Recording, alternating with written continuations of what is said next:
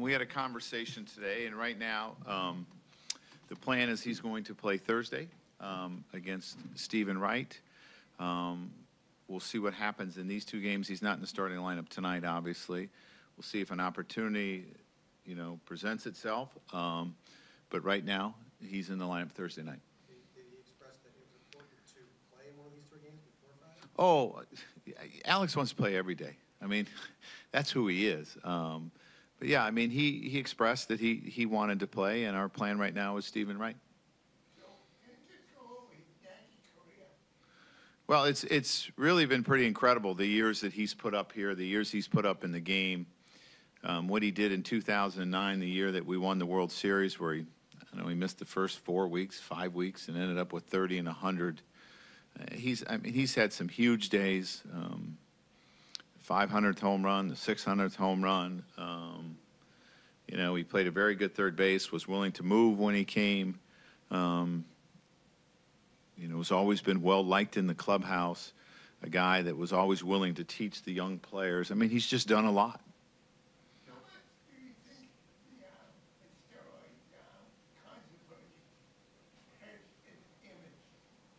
Well, I don't think anytime you deal with those type of things it helps your image. I think we live in a country, though, you can repair your image and you can change the way people look at you. And he's worked hard at that.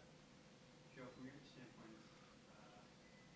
as manager, obviously you guys are not mathematically eliminated. Correct. You're still playing for a playoff spot. So is it hard for you at all to walk the line between that and something that's one of those left in your career to play that, or did you have to make it a team first?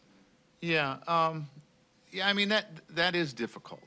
This whole month or so has been difficult, just because of who he is and what he's meant, our relationship, and obviously, this has not been an enjoyable month for him, and it's not been enjoyable for me in a sense because I care so much about him. But yeah, my responsibility as the manager, and we are still in this. Is to win games. And if you look, the other night I had Dellin up twice. I used him an inning and a third the other day. I mean, we're trying to win. And I'm trying to do what my responsibility calls for, and that's to try to win games. And I will continue to do that. Right now, the plans are no. Joe, I think you said the other day if he wanted to play, he'd try to find a way to play. Yeah. Yeah, well, I'm an emotional guy, and my heart can get tugged at. And I think I got caught up in the emotions a little bit yesterday. I mean, I'm human. There's a human element to me. It's just not – there's a human element to Alex. And, I'm not saying he won't play these next 2 days and he won't be in there. But I'm managing to try to win the games, and that's what I have to do. This is a very important series for us. This is one of the teams that we're chasing. And, obviously it's important to win the first game of a series and try to win a series. But, I've said all along, if you want to catch up, you're going to have to beat the teams in front of you and have good series. Joe, considering everything, you must be pretty satisfied with a team about 500. Well, no, I mean, I'm not satisfied with where we are. I think we're all disappointed where we are. The year has not went the way we wanted so far, but we're still in charge, and we can change that. I mean, we have the opportunity to change that. So we're continuing to fight. We just come off a good series at home against Cleveland. And obviously this is a team that really swings the bats and can put a ton of runs up and can pitch. And so they play defense. So it's a tough series. You guys about a month or two ago decided you were only going to play him against right-handed pitching. Left-handed.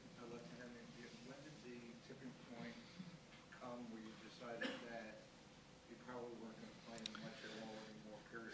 Well, he came out of the break and he was DHing a lot. We were, I don't know if he went 4 or 5 days in a row. Carlos was a guy that was continuing to swing the bat extremely well, and I knew to get the most out of Carlos, I couldn't play him 13, 14 days in a row in the field. If I played him 7 or 8, I might have to give him a day off. And Carlos played every day in that stretch and continued to to swing well and to play well, and Alex was having his struggles. And that was kind of, you know, with Carlos's hamstring earlier, those were the two things that kind of put Carlos more in the DH and Alex mostly against left-handers, and then he struggled against some left-handers, and then coming out of the break, and then we just started to go, you know, to give the at-bat somewhere else. You managed guys in there for well before, but much different circumstances than this. Is this harder just because of the sort of all the attention that's been on him in the past couple of weeks and who he is in the game and everything else, the fact that it's all just sort of condensed into 1 week of goodbye versus the other two guys you had season-long things to prepare, and in most cases he was still obviously, you know, probably the best player in the game. Yeah, I mean, this has been really difficult because I think we all expected him to have a good year. You know, me and Alex have been through a lot. I mean, a lot over the years that I've been here, and hopefully when we all get away from this, you know, he remembers more good than bad. But, you know, I start thinking about today, you know, anyone who's ever been in line of a promotion or has been cut from a team, maybe you didn't get the promotion or didn't get the job that you wanted, there's disappointment. And a lot of times that disappointment can be pointed at the person making the decision, you know. I've been cut from teams, I've been, you know, and that's happened for me, and I start thinking about it, and it's not easy, you know. And one of the things that has made Alex great for a long, long time is his belief in himself. And I love that. And I told you, I love the passion this man has for the game. That's what I want from all my players or anyone that I'm involved in with a passion for something like that. And it pulls at me because this is a guy you'd like to see play forever.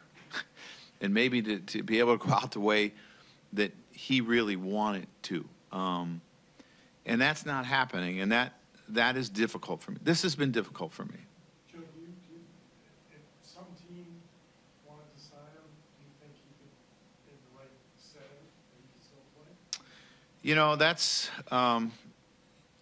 you know, we started to give the at-bats to other people because of what we saw. And that's hard for me to say. Because I believe in Alex. You know, he was a guy that was always so productive for us. And, you know, I don't know. I don't know if there would be a right situation out there for him. He's going to be 42, and he doesn't really play a position. And so that's hard for me to say. Joe, do you anticipate that Alex will get kind reception here? You know, I don't expect it necessarily to be to that level because there's other history here between it. That was a chord between Alex and the Red Sox. You know, almost coming here. You know, the thing. You know, there's been a couple brawls and a couple different things that have happened over the years where I wouldn't necessarily expect that. But I hope people appreciate what he's done in the game. I mean, he's been a great player and has entertained people for a long, long time in a lot of different ways. When you took this job, you inherited a roster that had a lot of players in and moving past their prime. Did you They seemed young back then. have enough foresight to say, I'm going to be here, I'm going to be going through many... No, I mean, I thought about it, but I think when you take the job, you don't necessarily think that you're ever going to, you know, I don't ever think that far down the road. I really think from year to year, because I don't think it makes any sense really to think much further than that. Because you never know what the day or what's going to happen. So I can't tell you that I anticipated having to do this with 4 or 5 guys. I can't tell you that. Did you not want to because it was uncomfortable? Yeah, well, then maybe that was why I didn't think about it, but I just never really thought of it that way. Joe, would you rank A-Rod in the top 10 all-time of Major League Baseball players? Well, I think when you look at your numbers, the numbers are going to put him there. I do. You know, and there are going to be people that question that because of the things that he went through in his life. But, I mean, his numbers are incredible. So how different did Severino start looking for? I'm not going to say it's so much different in the bullpen, better than when he left us, because we saw it in his starts. I mean, if you remember hearing me talk about there's more depth to his slider. He still needs to work on his fastball command. He still needs to work on his changeup.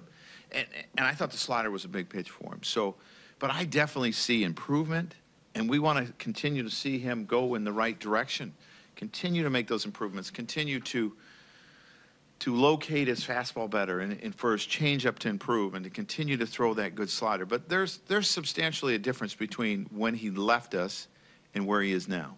He told me the other day that he felt like he was a lot more aggressive out of the pen, in addition to his stuff being better. How does a guy, especially a young pitcher, kind of transfer what he was doing in the pen into the starting line? Well, I never felt that he wasn't aggressive, but I think he went through some tough times in April and May that sometimes make you back off a little bit. I think he just needs to remember, like he went down in AAA and did, and like he did when he came in, just attack. Your stuff is really good. Just attack. And, if he starts to go through a little tough inning or something, we need to remind him, don't get away from what you do. Just remember. And it's about making pitches. And a lot of times pitchers are 1 or 2 pitches from being out of an inning. So I think it's him falling back on, I need to attack, and us just reminding him. How long would you let him? I don't really think there's a limit on him. So when you look at what he's done since he's been back and what he did last year, is he better than he was last year, or do you think he's not there yet? The 4 and third innings that I saw him throw, I don't know, 6 days ago, were the best 4 and a third innings I've seen him throw as a New York Yankee. He wasn't quite there when he came back. There were still some issues that he was working on. And I mean, some of the location that he had was not, they were misses, but they were good misses. I always say if you're going to miss by 17 inches. Don't miss by 3 or 4, because those are the balls that get hammered. But miss by, and at times he does that. He can make hitters uncomfortable. But those 4 and a third innings I saw, that was the best slider I'd seen him have, and I thought he used his fastball extremely well. So those were the best. On the radio yesterday, Hal Steinbrenner said that the reason guys like Sanchez is here and Judge and Austin might be is because he thinks that they can help you guys this year. Do you look at it the same way? Like those guys can Yeah. experience, they are actually better than Yeah, they're here to help us. I mean, that's the bottom line. And the experience is important too. But these are talented players, and we believe that they can help us. And I think Sanchez has played very well. As far as Judge and Austin, they're not here, so it's hard for me to speak to that right now. I think Ref has done a pretty good job for us. Another young player, so we brought some guys up in the bullpen that have helped out, some spot starts that have helped out. So, yeah, that's the reason we're calling them up, because, we feel that we're still in this and we're fighting. Yeah, is it an uphill battle? Sure it is. There's 3 or 4 teams that are in front of us, but we get to play a lot of these teams, and that's the good thing. So do you know what you want to do with Rochester Hall of Fame? No, I'm not that far.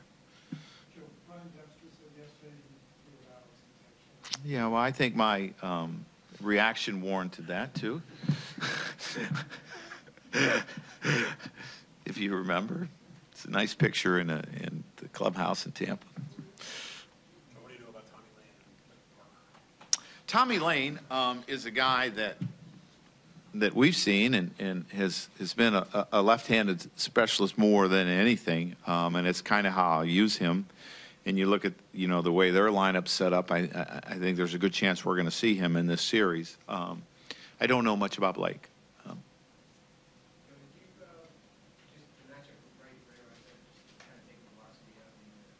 Yeah, and you look at most of our players, we don't have good numbers, and the young kids haven't seen him. That's at least Alex has seen him, and Alex is a guy who can hit the ball at the ballpark. When you look at that, so that had something to do with it. You didn't like that matchup? Would you not have played him? Probably not. No.